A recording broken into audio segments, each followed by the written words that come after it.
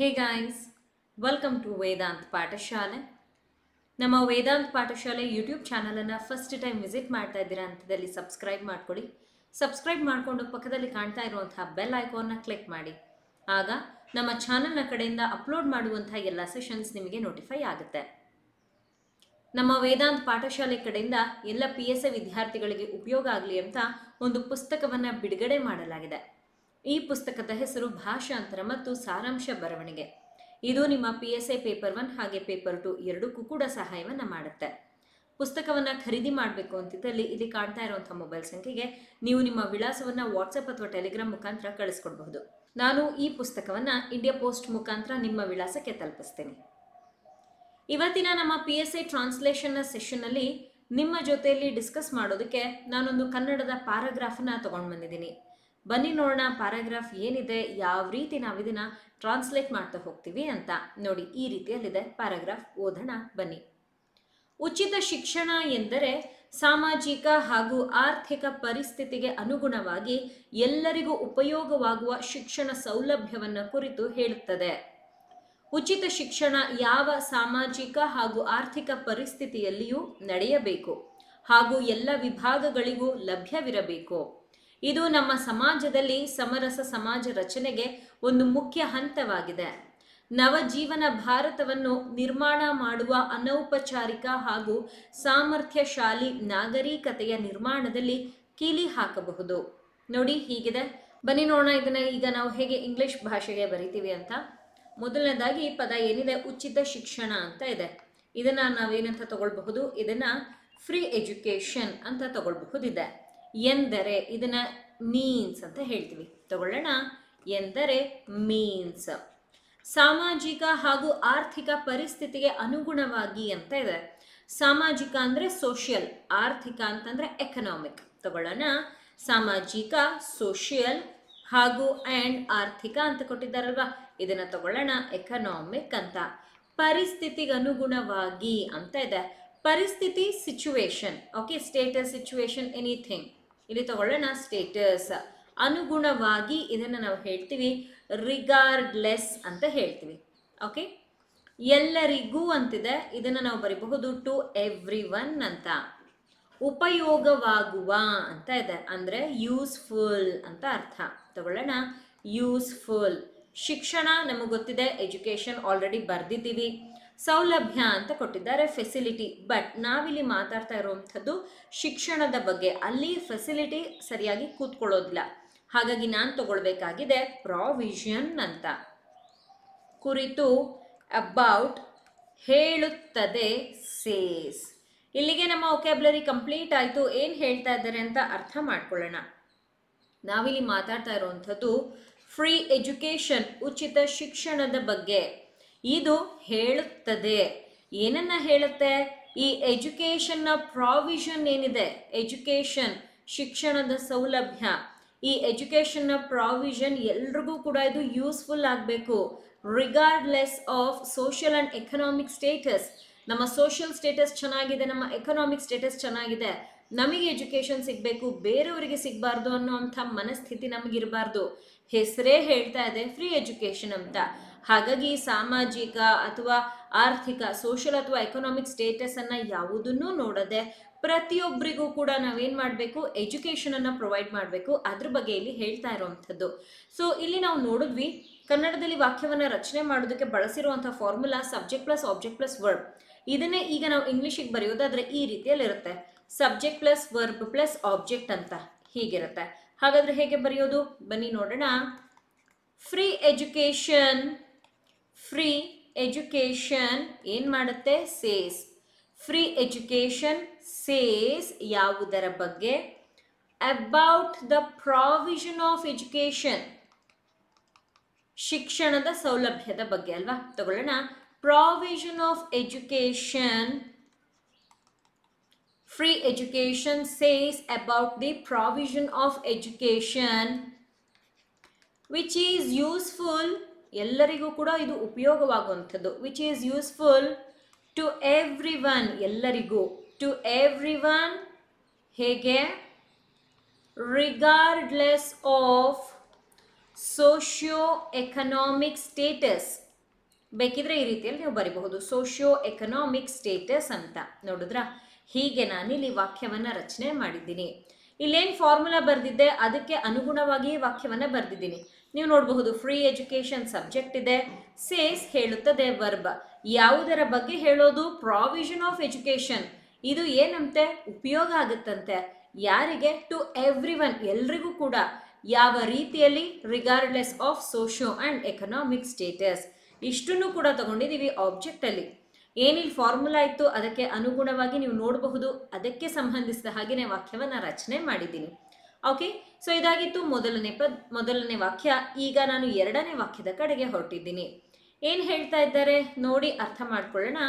ಉಚಿತ ಶಿಕ್ಷಣ ನಮ್ಗೆ ಗೊತ್ತಿದೆ, free education as it is ಹಾಗೆ ಬರುತ್ತೆ.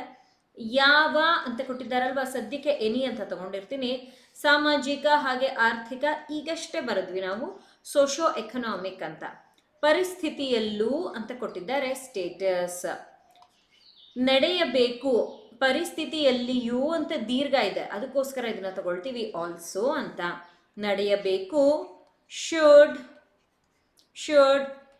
Provide, should happen, should run, anything ನಡೆಯಬೇಕು ತಗೊಳ್ಬಹುದು. ಹಾಗೂ ಆ್ಯಂಡ್ ಎಲ್ಲ ವಿಭಾಗಗಳಿಗೂ, ಎಲ್ಲ ಆಲ್ ವಿಭಾಗಗಳು, ಡಿವಿಷನ್ಸ್ ಗಳಿಗೂ ಏನಾಗಿದೆ? ಆಲ್ಸೋ ಅನ್ನುವಂಥದ್ದು ಆ್ಯಡ್ ಆಗಿದೆ ತಗೊಳ್ಳೋಣ. ಲಭ್ಯವಿರಬೇಕು, ಲಭ್ಯ ಅವೈಲಬಲ್ ಅಂತ ಹೇಳ್ತೀವಿ.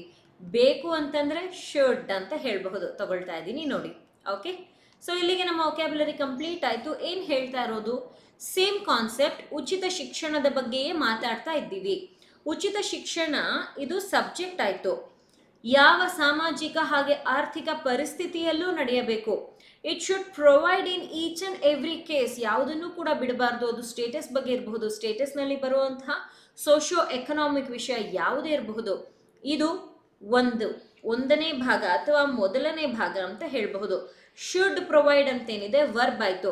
ಯಾರಿಗೆ ಪ್ರೊವೈಡ್ ಮಾಡಬೇಕು ಅಂತ ಏನು ಕಾನ್ಸೆಪ್ಟ್ ಇದೆ ಅದು ಆಬ್ಜೆಕ್ಟ್ ಆಯಿತು. ಇಲ್ಲಿ ಬಂದಾಗ ಅವೈಲಬಲ್ ಇದೇನಾಯಿತು? ವರ್ಬ್ ಆಯಿತು. ಯಾರಿಗೆ ಅವೈಲಬಲ್ ಆಗಿರಬೇಕು? ಆಬ್ಜೆಕ್ಟ್ ಆಯಿತು. ಅಲ್ಲಿಗೆ ಒಂದೇ ಸಬ್ಜೆಕ್ಟ್, ಎರಡು ವರ್ಬ್, ಎರಡು ಆಬ್ಜೆಕ್ಟ್ ಇದೆ. ಅದಕ್ಕೆ ಅನುಗುಣವಾಗಿ ವಾಕ್ಯವನ್ನ ರಚನೆ ಮಾಡಬೇಕು. ಹಾಗಾದ್ರೆ ಹೇಗೆ ಬರಿತೀವಿ? ಬರೆದು ತೋರಿಸ್ತಾ ಇದ್ದೀನಿ ನೋಡಿ. ಇಲ್ಲಿಯೂ ಕೂಡ ವಾಕ್ಯವನ್ನ ರಚನೆ ಮಾಡೋದಕ್ಕೆ ಈ ಫಾರ್ಮುಲಾನೇ ಬಳಸೋಣ. ಓಕೆ, ತಗೊಳ್ಳೋಣ. ಫ್ರೀ ಎಜುಕೇಶನ್ ಇದೊಂದು ವಿಷಯ ಇರೋದು. ಇದಕ್ಕೆ ಎರಡು ವರ್ಬ್, ಎರಡು ಆಬ್ಜೆಕ್ಟ್, ಈ ರೀತಿ ಡಿವೈಡ್ ಮಾಡ್ಕೊಂಡು ಬರೆದು ತೋರಿಸ್ತಾ ಇದ್ದೀನಿ. Okay, free education should be provided in any social and economic status ಅಥವಾ ಸಿಚುವೇಶನ್, ಎನಿಥಿಂಗ್ ಆಲ್ಸೋ. ನೋಡಿ, ಇದು ಮೊದಲನೇ ಭಾಗವಾಯಿತು. ಎರಡನೇ ಭಾಗದಲ್ಲಿ ಏನಂತ ಹೇಳಿರೋದು? ಅವೈಲಬಲ್. ತಗೊಳ್ಳೋಣ. Free education should be available, ಹೀಗೆ ಬರುತ್ತೆ. Free education should be available. ಯಾರಿಗೆ ಅವೈಲಬಲ್ ಆಗಿರಬೇಕು? To all divisions. ತಗೊಳ್ಳೋಣ. Should be available to all divisions also. ನೋಡಿ, ಈ ರೀತಿಯಲ್ಲಿ ತಗೊಳ್ಬೇಕಾಗಿದೆ. ಅರ್ಥ ಆಯ್ತಾ? So as I said earlier, ಅದೇ ಕಾನ್ಸೆಪ್ಟನ್ನು ಬಳಸಲಾಗಿದ್ದು, ಫ್ರೀ ಎಜುಕೇಶನ್ ಅನ್ನುವಂಥದ್ದು ಸಬ್ಜೆಕ್ಟ್ ಆಗಿದೆ, ಶುಡ್ ಬಿ ಪ್ರೊವೈಡೆಡ್ ಅನ್ನುವಂಥದ್ದು ವರ್ಬ್, ಶುಡ್ ಬಿ ಅವೈಲಬಲ್ ಅನ್ನುವಂಥದ್ದು ವರ್ಬ್. ಯಾರಿಗೆ ಪ್ರೊವೈಡ್ ಮಾಡಬೇಕಾಗಿದೆ, ಹಾಗೆ ಇಲ್ಲೂ ಕೂಡ ಯಾರಿಗೆ ಅವೈಲಬಿಲಿಟಿ ಅಥವಾ ಯಾರಿಗೆ ಅದು ಲಭ್ಯವಿರಬೇಕಾಗಿದೆ ಅದು ಆಬ್ಜೆಕ್ಟಲ್ಲಿದೆ. ನೋಡಿದ್ರಾ? ಒಂದೇ ಸಬ್ಜೆಕ್ಟ್, ಎರಡು ವರ್ಬ್ ಇದೆ, ಎರಡು ಆಬ್ಜೆಕ್ಟ್ ಇದೆ. ಇದೇ ಕಾನ್ಸೆಪ್ಟನ್ನು ನಾನು ನಿಮಗೆ ತಿಳಿಸಿದ್ದು. ನಿಮಗೆ ಕೆಲವೊಮ್ಮೆ ಡೈರೆಕ್ಟ್ ಆಗಿ ಈ ರೀತಿಯಲ್ಲಿ ಕೊಡೋದಿಲ್ಲ. ನೋಡಿದ್ರಲ್ವ, ಹಿಂದಿನ ವಾಕ್ಯ ಹೀಗಿರುತ್ತೆ. ಇದರಲ್ಲೇನು? ಒಂದೇ ಸಬ್ಜೆಕ್ಟ್, ಒಂದೇ ವರ್ಬ್, ಒಂದೇ ಆಬ್ಜೆಕ್ಟ್. ನಿಮ್ಗೇನು ಅಷ್ಟೊಂದು ಕನ್ಫ್ಯೂಷನ್ ಇರಲ್ಲ. whenever you come across such verbs like two verbs are provided, sometimes 3 verbs will be provided as well. ಅಂತಹ ಸಮಯದಲ್ಲಿ just divide them like this. ಈ ರೀತಿ ಡಿವೈಡ್ ಮಾಡ್ಕೊಳ್ಳಿ. it will be much helpful to you. Okay, ಮುಂದಿನ ವಾಕ್ಯದ ಕಡೆಗೆ ಹೋಗೋಣ. ನೀವೇನಾದ್ರೂ PSI ಪರೀಕ್ಷೆಗೆ ತಯಾರಿಯನ್ನ ನಡೆಸ್ತಾ ಇದ್ದೀರಾ ಅಥವಾ 545 ಹಾಗೆ 402 ಪರೀಕ್ಷೆಗೆ ನಿಮ್ಮ ಸಿದ್ಧತೆ ಏನಾದ್ರೂ ನಡೀತಾ ಇದೆಯಾ? ಹಾಗಿದ್ದಲ್ಲಿ ನಿಮಗಾಗಿ ಅಂತ ವೇದಾಂತ್ ಪಾಠಶಾಲೆ ಒಂದು ಕ್ರಾಶ್ ಕೋರ್ಸ್ ಅನ್ನ ಪ್ರಾರಂಭ ಮಾಡಿದೆ. ಇದರಲ್ಲಿ ಪೂರ್ತಿ PSI ಪೇಪರ್ 1ಗೆ ಬೇಕಾಗಿರುವಂತಹ translation, precis writing, essay 3 concepts basic ಇಂದ ಹೇಳ್ಕೊಡ್ತಾ ಇದ್ದೀನಿ. ಹಾಗೆ ನಿಮಗೆ ಪ್ರತಿಯೊಂದು ಸೆಷನ್ PDF ನೋಟ್ಸ್ ಕೂಡ ಸಿಗುತ್ತೆ. ನಮ್ಮ ವೇದಾಂತ್ ಪಾಠಶಾಲೆ ಕಡೆಯಿಂದ ಒಂದು ಪುಸ್ತಕವನ್ನು ಕೂಡ ಈ ಕೋರ್ಸ್ ನಲ್ಲಿ ನಾವು ಪ್ರೊವೈಡ್ ಮಾಡ್ತಾ ಇದ್ದೀವಿ. ಪುಸ್ತಕ ನಿಮ್ಮ ಅಡ್ರೆಸ್ಗೆ ಬಂದು ತಲುಪುತ್ತೆ. ಅದನ್ನ ನೋಡ್ಕೊಂಡು ಕೂಡ ನೀವು ಪ್ರಾಕ್ಟೀಸ್ ಮಾಡಬಹುದು. ಕನ್ನಡ ಹಾಗೆ ಇಂಗ್ಲಿಷ್ ಎರಡೂ ಭಾಷೆಯಲ್ಲಿದ್ದು ಟಾಪ್ ಕರೆಂಟ್ ಅಫೇರ್ಸ್ ಹಾಗೆ ಜನರಲ್ ಟಾಪಿಕ್ ಎರಡೂ ಕೂಡ ನಿಮ್ಗೆ ಇದರಲ್ಲಿ ಸಿಗುತ್ತೆ. ಹೆಚ್ಚಿನ ಮಾಹಿತಿಗೆ ಈ ನಂಬರ್ ಅನ್ನ ಈ ಕೂಡಲೇ ಕಾಂಟ್ಯಾಕ್ಟ್ ಮಾಡಿ. 3ನೇ ವಾಕ್ಯ, ಇದು ಏಟ್ ನಮ್ಮ ಅವರ್ ಸಮಾಜದಲ್ಲಿ ಅಂತ ಕೊಟ್ಟಿದ್ದಾರೆ. ತಗೊಳ್ಳೋಣ. ಸೊಸೈಟಿ, ಸಮರಸ ಅಂತ ಇದೆ. ಇದನ್ನ ನಾವು ಹೇಳಬಹುದು ಹಾರ್ಮೋನಿಯಸ್ ಅಂತ. ತಗೊಳ್ತಾ ಇದ್ದೀನಿ ನೋಡಿ, ಹಾರ್ಮೋನಿಯಸ್. ಅಗೇನ್ ಸಮಾಜ ಅಂತ ಕೊಟ್ಟಿದ್ದಾರೆ, ಹೀಗೆ ಬರುತ್ತೆ. ರಚನೆಗೆ ಕ್ರಿಯೇಷನ್ ಒಂದು ಮುಖ್ಯ ಹಂತವಾಗಿದೆ, ಇಂಪಾರ್ಟೆಂಟ್, ಈ ರೀತಿಯಲ್ಲಿ ತಗೊಳ್ಬಹುದಿದೆ. ಹಂತ ಸ್ಟೇಜ್. ಓಕೆ, ಎಸ್, ಇಲ್ಲಿಗೆ ನಮ್ಮ ವೊಕ್ಯಾಬ್ಯುಲರಿ ಕಂಪ್ಲೀಟ್ ಆಗಿದೆ. ಏನು ಹೇಳ್ತಾ ಇದ್ದಾರೆ ಅಂತ ಅರ್ಥ ಮಾಡ್ಕೊಳ್ಳೋಣ. ಇಟ್ ಅಂತಂದರೆ ಫ್ರೀ ಎಜುಕೇಷನ್. ಫ್ರೀ ಎಜುಕೇಷನ್ ಏನಾಗಿದೆಯಂತೆ, ಒಂದು ಮುಖ್ಯವಾಗಿರುವಂಥ ಹಂತವಾಗಿದೆ. ಇಷ್ಟು ವರ್ಬಲ್ಲಿ ತಗೊಳ್ಳಿ. ಇದು ಅಂತಂದರೆ ಫ್ರೀ ಎಜುಕೇಷನ್, ಇದು ಅನ್ನುವಂಥದ್ದು ಸಬ್ಜೆಕ್ಟ್ ಆಯಿತು. ಎಲ್ಲಿ ಒಂದು ಹಂತವಾಗಿರುವಂಥದ್ದು, ನಮ್ಮ ಸಮಾಜದಲ್ಲಿ, in our society we need to create a harmonious society and the free education is a very important stage. ಹಾಗೆ ಇಲ್ಲಿ ಹೇಳಿರುವಂಥದ್ದು ಸಮಾಜದಲ್ಲಿ, ಸಮಾಜ ನಾವು ಇರುವಂಥ ಜಾಗವನ್ನು, ನಾವಿರುವಂಥ ಸ್ಥಳವನ್ನು ಸಮಾಜ ಅಂತ ಹೇಳ್ತೀವಿ ಅಲ್ವಾ. ಈ ಸಮಾಜದಲ್ಲಿ ಒಂದು ಒಳ್ಳೆಯ ಸಮಾಜ ಬೇಕು, ಅದಕ್ಕೆ ಹೆಸರು ಕೊಡ್ತಾ ಇರೋದೆ ಹಾರ್ಮೋನಿಯಸ್ ಸೊಸೈಟಿ. ಎಲ್ಲಿದೆಲ್ಲ ನಮ್ಮ ಸಮಾಜದಲ್ಲಿ ನಡೆಯುವಂಥದ್ದು. ಹಾಗಾದರೆ ಹೇಗೆ ಬರಿತೀವಿ? Same formula, subject plus word plus object. Come let's write this. ಇದು ಅಂದರೆ ಏಟ್. It is an important stage. It is an important stage. Yelli. It is an important stage in our society to create harmonious society. ಅಥವಾ ನೀವು ಇದನ್ನ ಹೀಗಾದರೂ ಬರೀರಿ. It is an important stage to create harmonious society in our society. ಏನಿಲ್ಲ, ಇದನ್ನ ಇಲ್ಲಿ ತಗೊಳ್ಬೇಕಾಗುತ್ತೆ. ಎರಡರಲ್ಲಿ ಯಾವುದಾದ್ರೂ ಬರೀರಿ, ಎರಡೂ ಕೂಡ ಕರೆಕ್ಟಾಗಿ ಇರುತ್ತೆ. ಸೊ ಇಲ್ಲಿಯೂ ಕೂಡ ವಾಕ್ಯವನ್ನು ರಚನೆ ಮಾಡೋದಕ್ಕೆ ನಾನು ತಗೊಂಡಿರುವಂಥ formula the same thing, subject plus verb plus and object. ನೋಡಿದ್ರಾ ಎಷ್ಟು ಸಿಂಪಲ್ ಆಗಿ ನಾವು ವಾಕ್ಯವನ್ನು ರಚನೆ ಮಾಡಿದ್ವಿ ಅಂತ. ಓಕೆ, ನಮ್ಮ ಸೆಷನ್ನ 4ನೇ ವಾಕ್ಯ, ನವಜೀವನ ಭಾರತವನ್ನು ನಿರ್ಮಾಣ ಮಾಡುವ ಅನೌಪಚಾರಿಕ ಹಾಗೂ ಸಾಮರ್ಥ್ಯಶಾಲಿ ನಾಗರಿಕತೆಯ ನಿರ್ಮಾಣದಲ್ಲಿ ಕೀಲಿ ಹಾಕಬಹುದು. ಹೀಗಿದೆ. ನವಜೀವನ ಅಂತ ಕೊಟ್ಟಿದ್ದಾರಲ್ವಾ, ಇದನ್ನು ನಾವು ಹೇಳಬಹುದು ರಿನೈಸೆನ್ಸ್ ಅಂತ. ಭಾರತವನ್ನು, ಇದನ್ನು ತಗೊಳ್ಳೋಣ ಇಂಡಿಯಾ, ನಿರ್ಮಾಣ ಮಾಡುವ ಕನ್ಸ್ಟ್ರಕ್ಟ್ ಅಂತ ತಗೊಳ್ಬಹುದು. ಅನೌಪಚಾರಿಕ, ಇದನ್ನು ಹೇಳ್ತೀವಿ ಇನ್ಫಾರ್ಮಲ್. ಹಾಗೂ ಆ್ಯಂಡ್ ಸಾಮರ್ಥ್ಯಶಾಲಿ, ಕೇಪಬಲ್ ಅಂತ ಹೇಳ್ತೀವಿ. ನಾಗರಿಕತೆಯ, ಸಿವಿಲೈಸೇಷನ್ ಅಂತ ಹೇಳಬಹುದು. ನಿರ್ಮಾಣದಲ್ಲಿ ಅಂತ ಕೊಟ್ಟಿದ್ದಾರಲ್ವಾ, ಕನ್ಸ್ಟ್ರಕ್ಷನ್. ಕೀಲಿ ಅಂತ ಕೊಟ್ಟಿದ್ದಾರೆ. ಕೀಲಿ ಅಂತಂದ್ರೆ ಏನು? ಕೀ ಅಂತ ಅರ್ಥ. ಹಾಕಬಹುದು, ಹಾಕುವುದು, ಪುಟ್ ಅಥವಾ ಹೋಲ್ಡ್ ಅಂತ ಹೇಳ್ತೀವಿ. ಇದ್ರ ಬಗ್ಗೆ ನಾನು ನಿಮಗೆ ಹೇಳ್ತೀನಿ. ಬಹುದು ಅಂತಂದ್ರೆ ಕ್ಯಾನ್ ಅಂತ ತಗೊಳ್ಬಹುದಿದೆ. ಓಕೆ, ಸೊ ಇಲ್ಲಿಗೆ ನಮ್ಮ ವೊಕ್ಯಾಬ್ಯುಲರಿ ಕಂಪ್ಲೀಟ್ ಆಯಿತು. ಯಾವುದರ ಬಗ್ಗೆ ಮಾತಾಡ್ತಾ ಇದ್ದೀವಿ? ನವಜೀವನದ ಬಗ್ಗೆ ಮಾತಾಡ್ತಾ ಇದ್ದೀವಿ. ನೋಡಿ ಇಲ್ಲಿ ಕೊಟ್ಟಿದ್ದಾರೆ.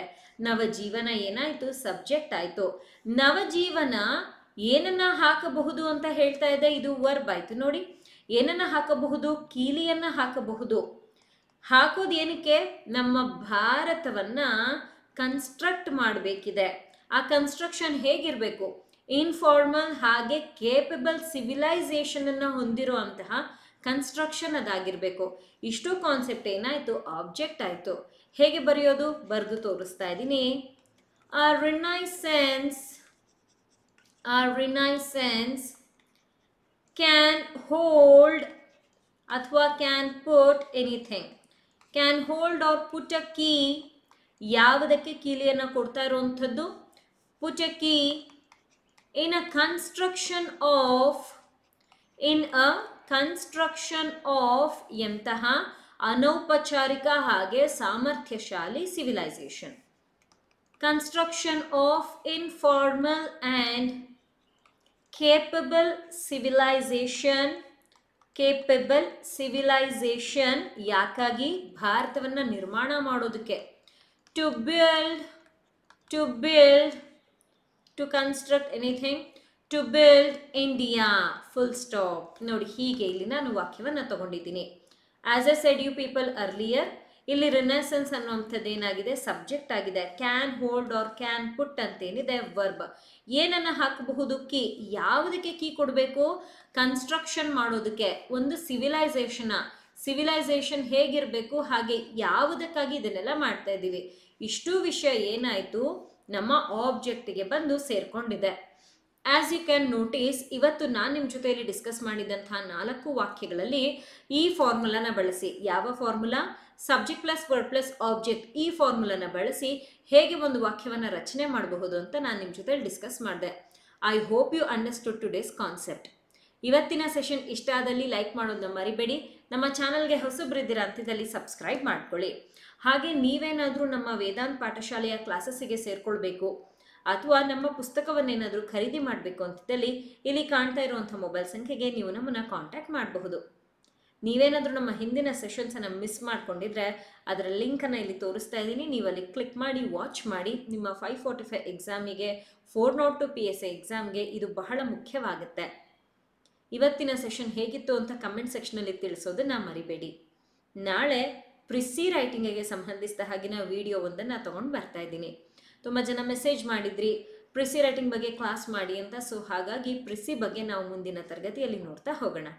Okay, thank you people. ಚಾನಲನ್ನು ಸಬ್ಸ್ಕ್ರೈಬ್ ಮಾಡ್ಕೊಳ್ಳೋದನ್ನು ಮರಿಬೇಡಿ. Happy learning.